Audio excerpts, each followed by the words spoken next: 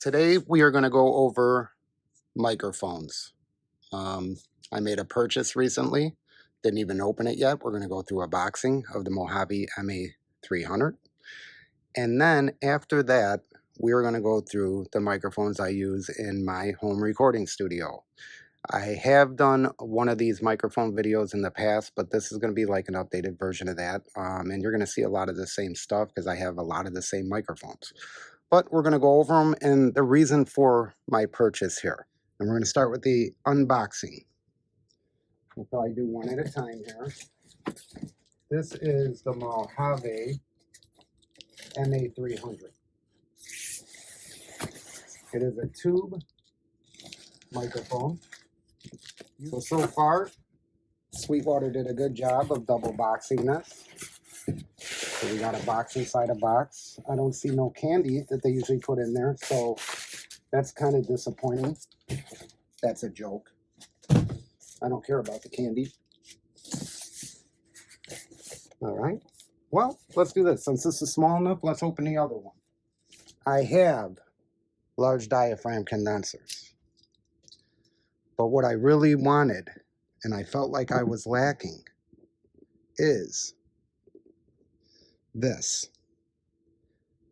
A consecutive serial number, stereo matched pair of large diaphragm condensers. 34775, 34776.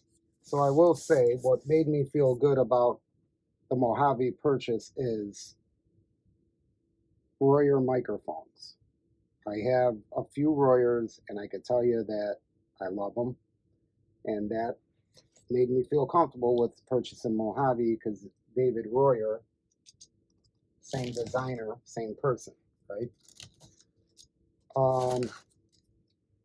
I did reach out to Mojave Microphones on their website and sent them a message saying that I would like consecutive serial number stereo matched pair. They never got back to me. It's just, I want to be 100% honest here. But Sweetwater looked into it for me and made it happen. So here they are.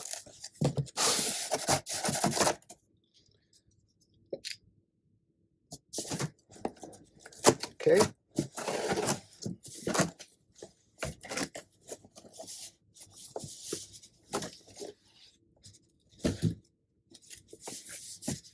Here we go. All right. Case looks pretty good. I mean, it's a standard mic case. Reminds me of a bigger version of the Royer R101, which is a fantastic microphone. Use that for guitar a lot.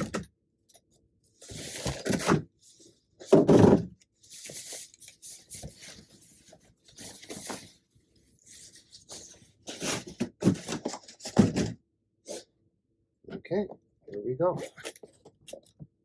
So these are the cases they come in. We're doing this together here, guys, for the first time. Let's open this up. Ooh. Ah, okay. Well, this looks very familiar.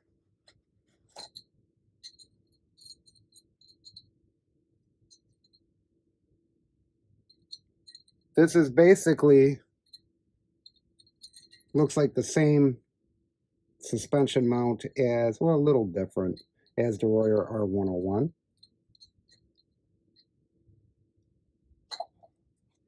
So here is the power supply.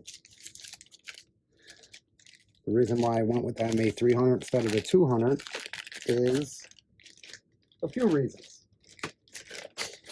But it is important to me to have the polar patterns that I need, all right? So we have Omni, cardioid, figure 8, and it's completely variable in between, so you could find that sweet spot. So if I'm recording a singer on each side of the mic, I go to figure 8. Single singer in front of the mic, cardioid. This is just typical scenarios. 4 singers surrounding the mic, omni. Not that I'll be using these mics for vocals all the time, but these will be used. So basically, they're the exact same microphones. So you don't need to see that power supply is the same. Serial number, very nice. Feels like quality. It feels good. Let's check out the cable. It's got the IEC cable in there. Keys for the case that I'll never use. Silica packet. The cable, I believe, is 20 feet. Could be wrong. Feels good. The microphone. Ooh. I like stickers. Comes with the Mojave stickers. Congrats on your new Mojave audio microphone. It comes with a little card with the serial number and the model, signed by David Royer himself, because he checks out every microphone. He hears every microphone that leaves their factory. I almost didn't buy these because Mojave didn't call me back, but I still went with it because I like Royer that much and I trust him. So let's check out these mics.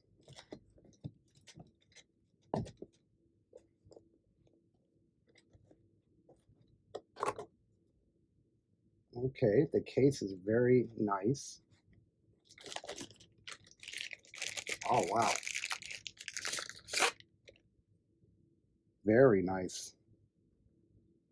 This thing's got some weight to it.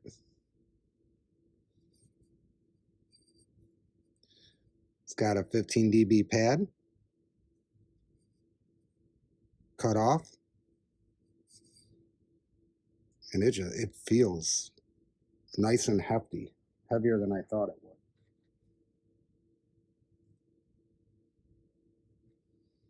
This is their nickel finish. I like the emblem. I like the way it looks. The size is good. Not bad. Okay, let's check this one out.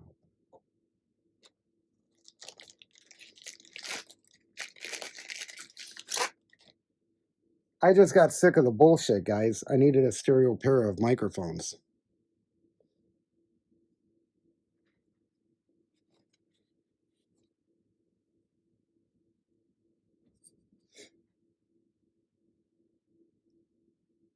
And there they are.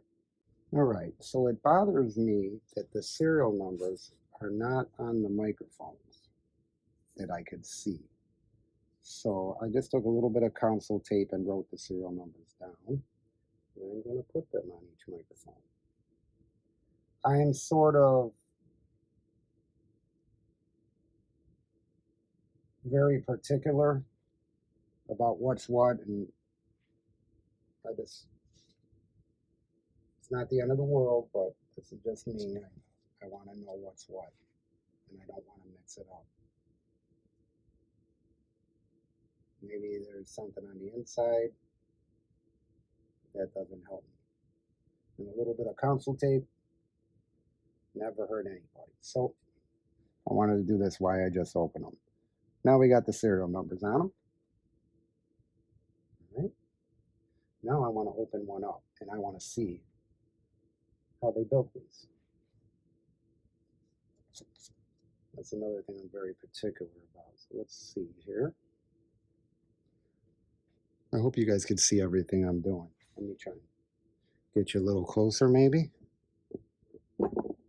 We're doing this together, guys. Here we go. Okay, so this can't spin because of switches. Okay, here we go. This is it. It's going to be this bottom piece that spins off. So you hold the mic very secure.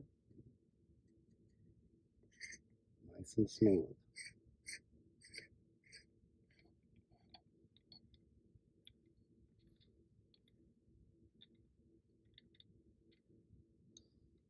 Okay, here's the bottom.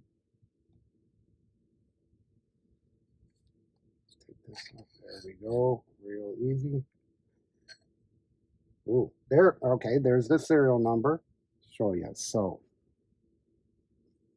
this is the miniature tube. It's got a donut on there because it does move around. It's on heat shrinked leads. All right, going to their solder points. This is the tube. Looks like there's plenty of area in there. So getting hot will not affect the components on the other side. I turn it around. You do have high quality WMA caps, capacitors, resistors, standard. Not much going on in this microphone. Should sound good. This here is a huge transformer. A very big transformer. It takes up the whole bottom of the microphone. Right here. And let me see. I would say it's a Jensen. So it's going to have that big, clear, open sound. All right. Now I'm going to put this back together very carefully. All right. Two things I don't like about Mojave. Number one, they didn't get back to me when I sent them the messages. One, on their website, there was no phone number to call.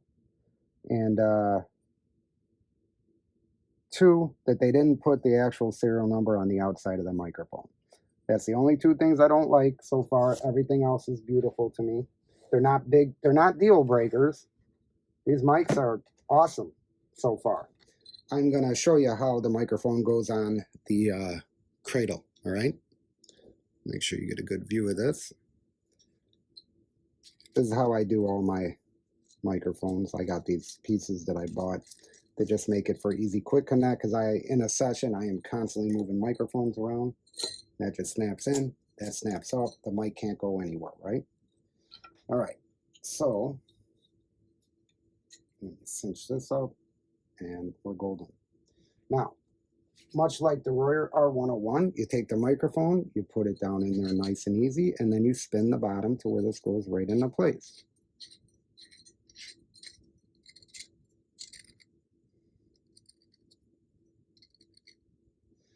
And that's it. It's on there nice and good. It tilts you up so you can see the whole thing. That's it. The Mojave MA-300.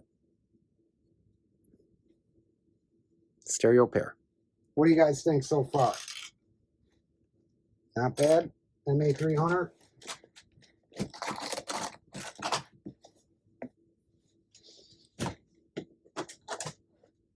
I'm going to put the serial numbers on the cases, on these cases. Okay, so I have some large diaphragm condensers. Let me take these out of the case.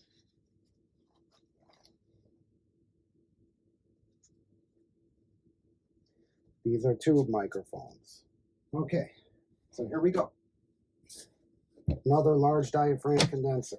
Tube microphone is the Fane 47. I've had this microphone for 5-6 years now, and it kicks ass.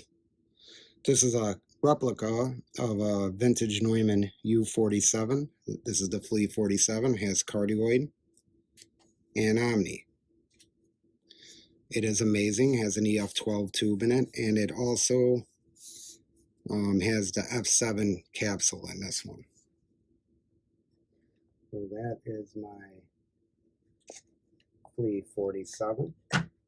Next up is a microphone that I've had for a very long time. It is from 1974. This is a Neumann U87.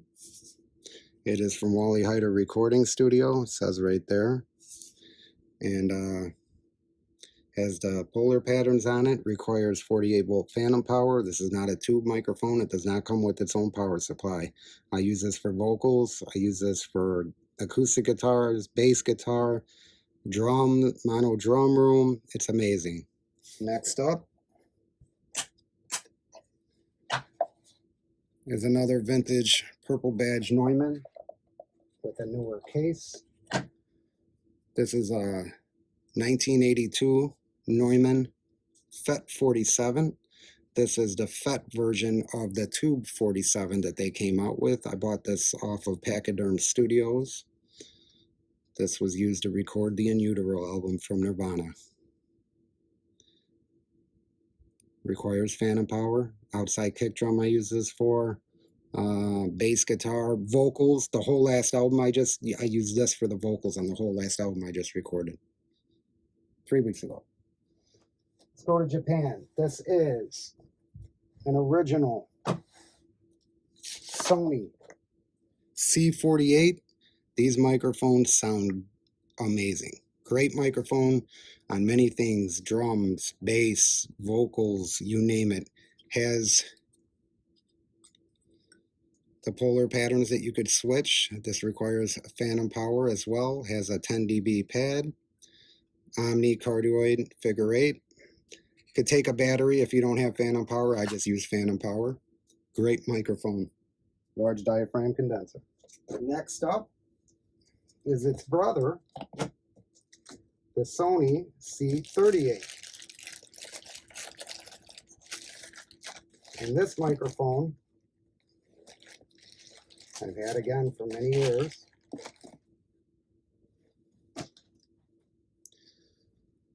Requires phantom power. Comes with a little screwdriver that you could stick in there, a little flathead, and switch it from cardioid to omni. It opens up the same. You could just pop these little things and this pops up the front. It could take a battery, but I don't use battery. I use phantom power. There's 3 different settings in there. So this back collar also spins. You see that M in there? See where the cable's coming out? You could spin that to M1, M2, M, V, V1, V2. I don't know if you could see that, but you see how I'm switching that?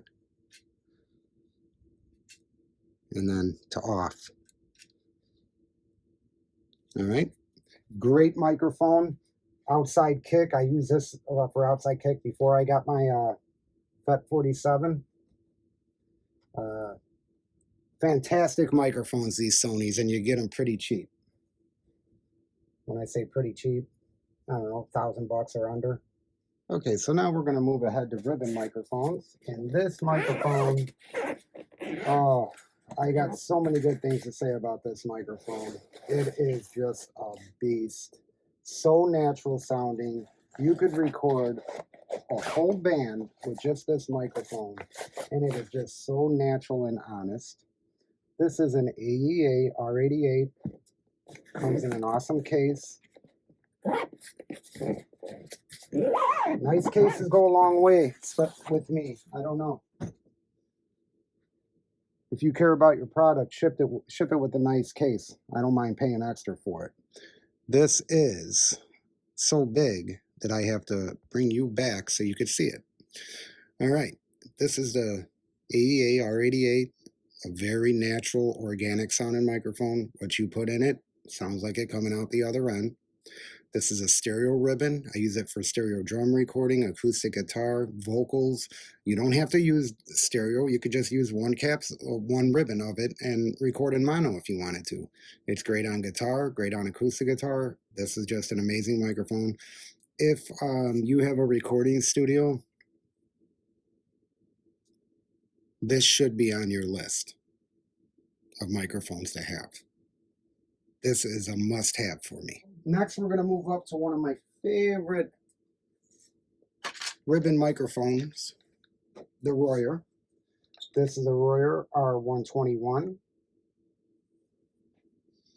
You know it, you've seen it. You put it with the 57 or not on guitar, and it sounds amazingly great. Just quality microphone. It feels great in the hand. It looks great. It's a Riot R121.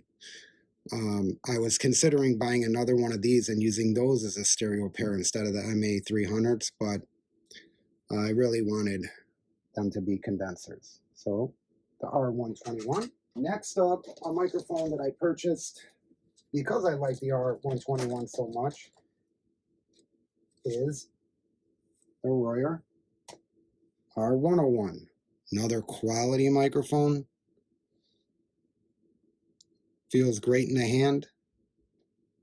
Just amazing on guitar. I love this microphone for recording guitar.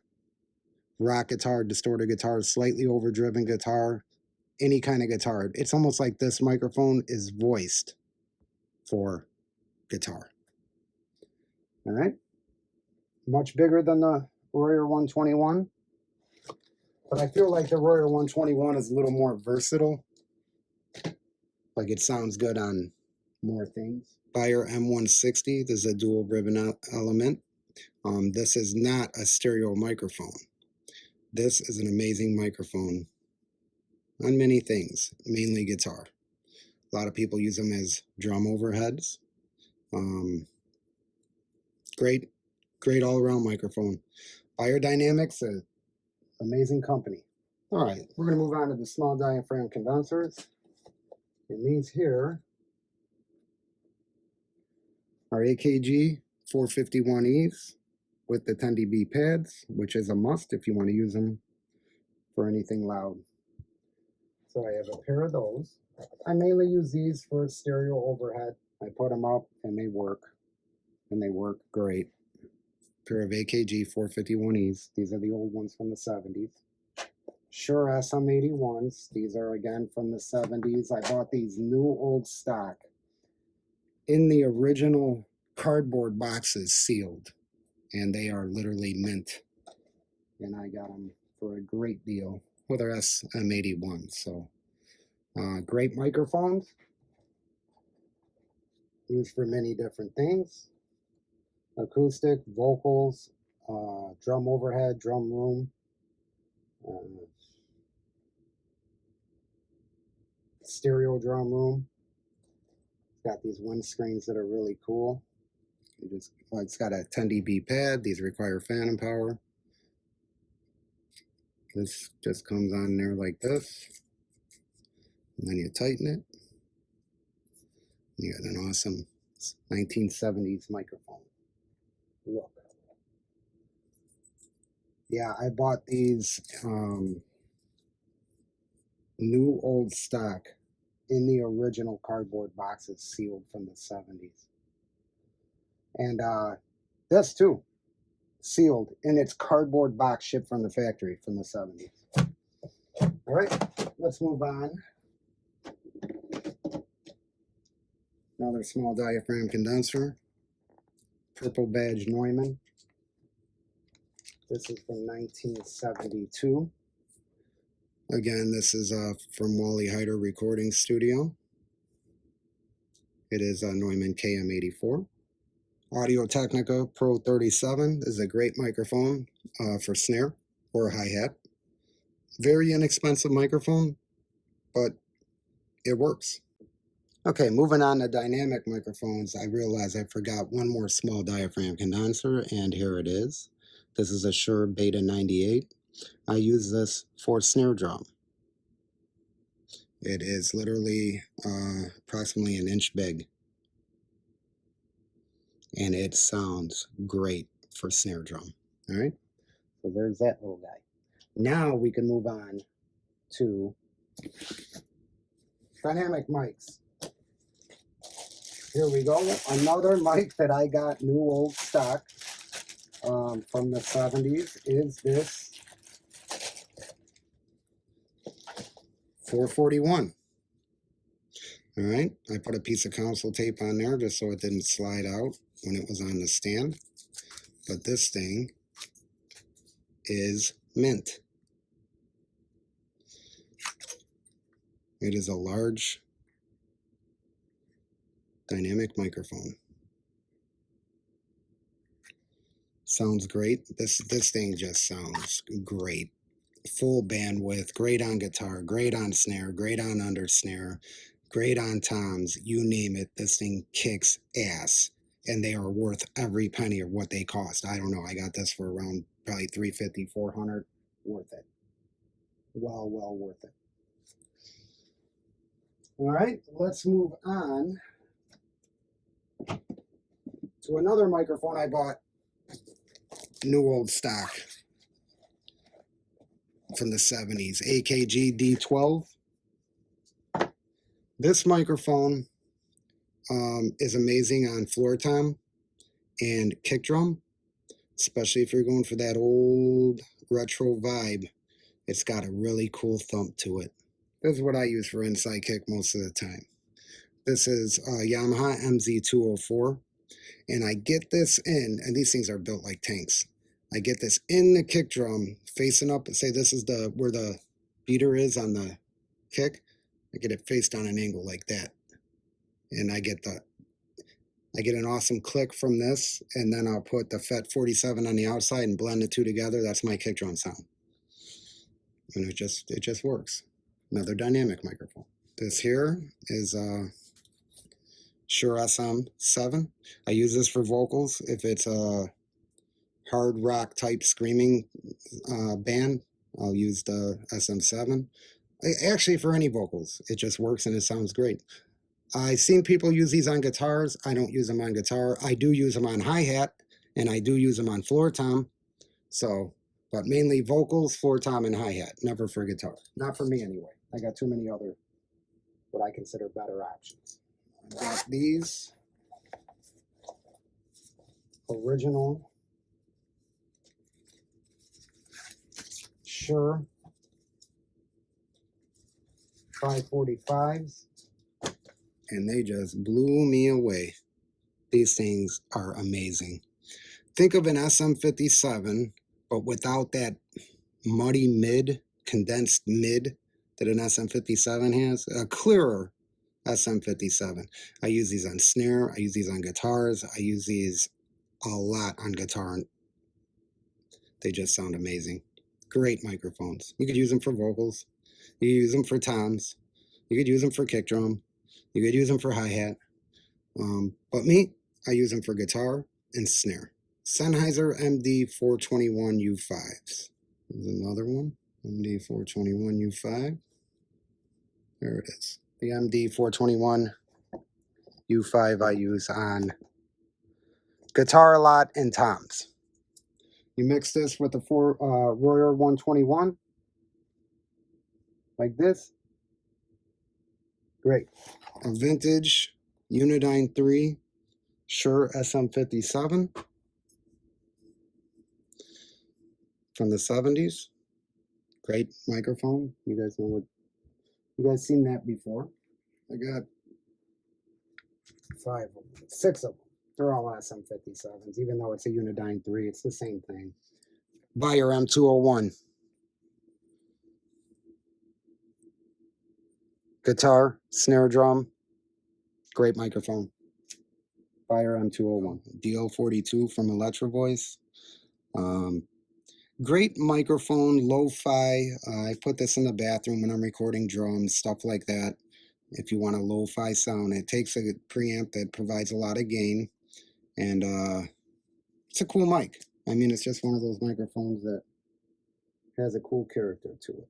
This is just a Yamaha MZ106. It's basically like a Shure SM58, Yamaha's version of it. Okay, I got these little microphones that I've had for years, and basically what these are the type of microphone that does not sound good. It's, again, lo-fi. You hook up an XLR to them, you tape them on the floor, and you get that spanky drum sound. These are those trial mics you just place everywhere and you don't give a shit. You take it and you throw it against a wall, see how it sounds, because it already sounds bad. That's these microphones. All right, last but not least is another lo-fi mic. This is called the Copper Tone from Placid Audio. I use this microphone a lot to mix with other microphones. So say for vocals, I'll use the Flea 47 and this, and I'll blend the two together. Or a certain part of a song where I will have the singers scream into this microphone to get that lo-fi AM radio sound.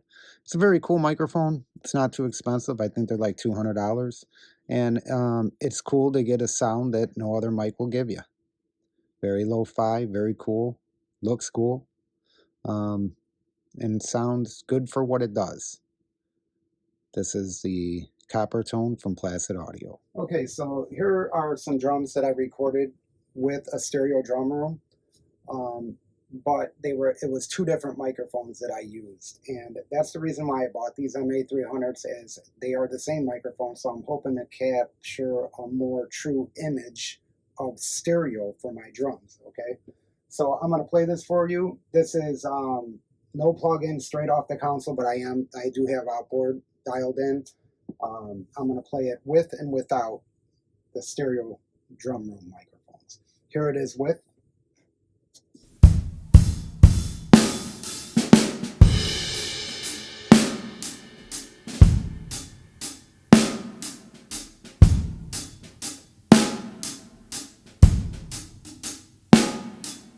Now I'm going to take them out. Here it is without the stereo drum.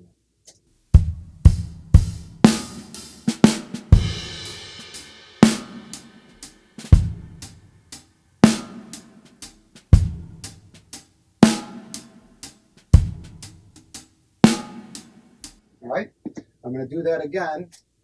I'm going to play it without, and then I'm going to add it. So here we go.